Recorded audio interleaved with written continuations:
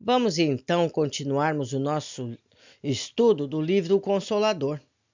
Este livro trata do Espiritismo em sua feição de consolador prometido pelo Cristo, com aspecto científico, filosófico e religioso, e é explicado por Emmanuel durante os estudos com Chico Xavier. Item 4. Ciências combinadas.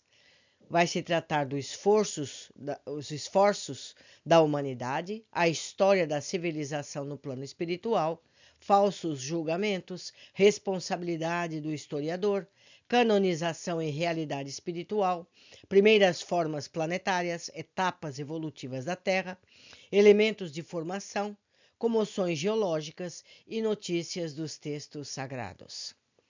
Questão 80. As chamadas ciências combinadas, entre as quais a história, a geologia e a geografia, surgiram no mundo tão só pelo esforço dos espíritos aqui encarnados? Resposta. Indiretamente, as criaturas humanas têm recebido, em todas as épocas, a cooperação do plano espiritual para a edificação dos seus valores mais legítimos. As chamadas ciências combinadas são expressões do mesmo quadro de conhecimentos humanos, com o qual convergência para a sabedoria integral no plano infinito. A história, como a conheceis, não é uma estatística dos acontecimentos do planeta através das palavras? Todas elas são processos evolutivos para os valores intelectuais do homem, dito homens aqui como seres humanos, a caminho das conquistas definitivas de sua personalidade imortal. Questão 81. Nos planos espirituais, a história das civilizações terrestres é conhecida nas mesmas características em que a conhecemos através dos narradores humanos? Resposta. A descrição dos fatos é aproximadamente a mesma, todavia, os métodos de apreciação dos acontecimentos e das situações divergem de maneira quase absoluta.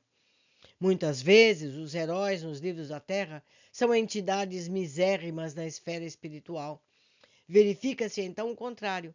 Conhecemos espíritos altíssimos que vieram do mundo cobertos de virtudes gloriosas e que não constam de nenhuma lembrança da humanidade.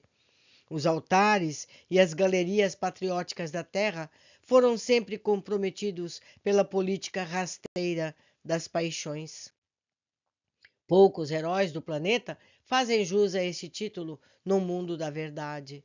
É por essa razão que a história do orbe, sendo exata no concernente à descrição e à cronologia, é ilegítima no que se refere à justiça e à sinceridade. Questão 82. Os falsos julgamentos da história agravam a situação dos que se desprendem do mundo na qualidade de heróis sem que o sejam? Resposta. As exéquias solenes, os necrológios brilhantes, os pomposos adjetivos que se concedem aos, entre aspas, mortos, em troca do ouro e da posição convencional que deixaram, afligem os que partiram pela morte de maneira intraduzível.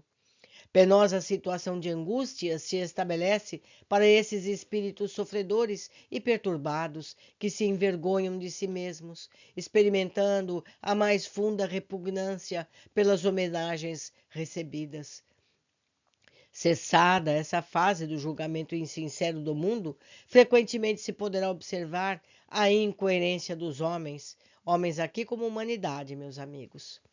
O antigo herói volta ao orbe, com as vestes do mendigo ou do proletário rude, aprendendo nas lágrimas silenciosas a compor os cânticos do dever e do trabalho santificantes.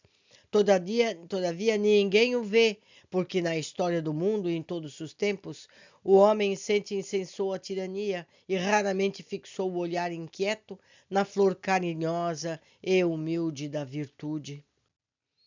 Questão 83.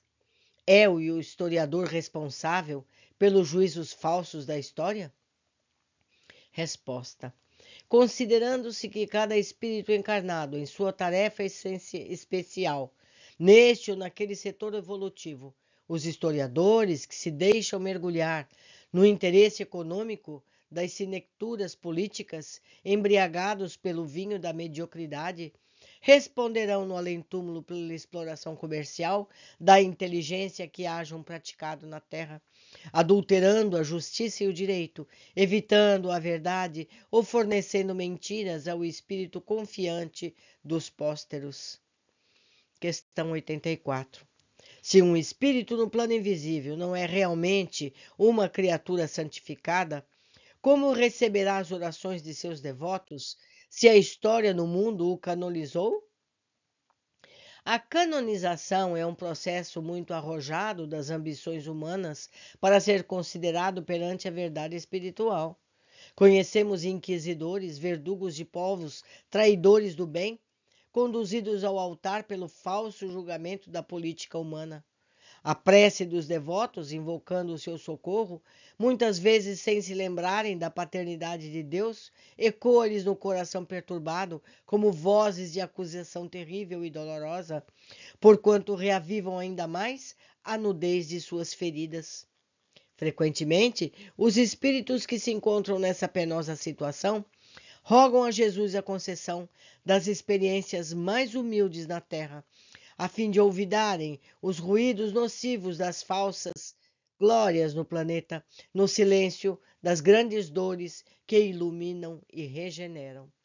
Cá entre nós, meus amigos, vocês acham que qualquer ser humano na Terra tem a competência para dizer se alguém é santo ou não?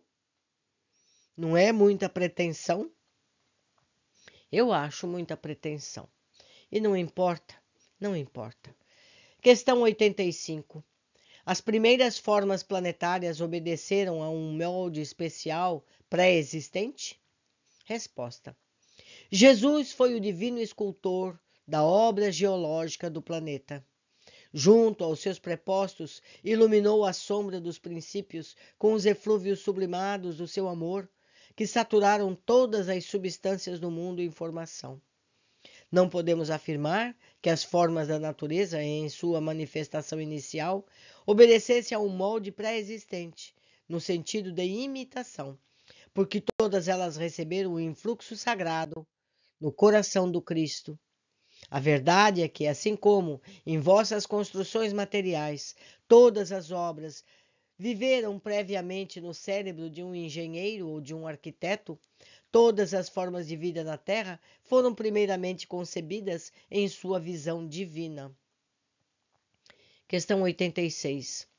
Tendo sido a Terra formada pelo poder divino, por que passou o planeta por tantas etapas evolutivas, muitas das quais duraram milhões de anos? Resposta. No infinito do universo, a evolução do princípio espiritual tem que escapar a todas as vossas limitações de tempo e de espaço, na tábua dos valores terrestres.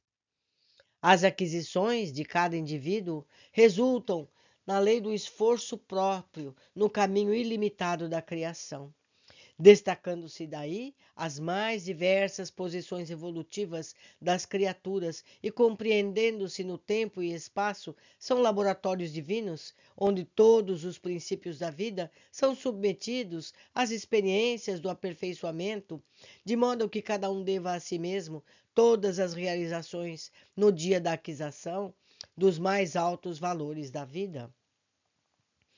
Questão 87. De onde foram tirados os elementos para a formação da Terra? Resposta.